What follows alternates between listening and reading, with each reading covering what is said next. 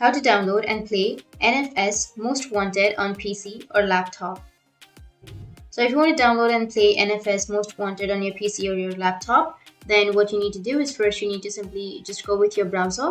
Once you open up your browser, you can go with search and search for NFS Most Wanted. And here you need to scroll down and you can either go with the EA.com or Google Play or Steam or any other website. So I'll just simply go with the Steam option.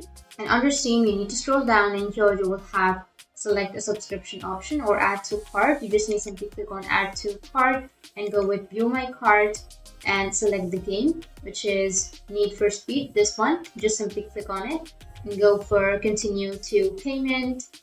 And once you click on continue to payment, you need to simply sign into your account. Once you've signed in, you need to add your payment methods and you need to buy the game. Once you buy the game, then you will have download option just right here and you can download the game. So that's how you can download and install NFS Most Wanted game on your PC or your laptop. And if you have any questions, feel free to comment below.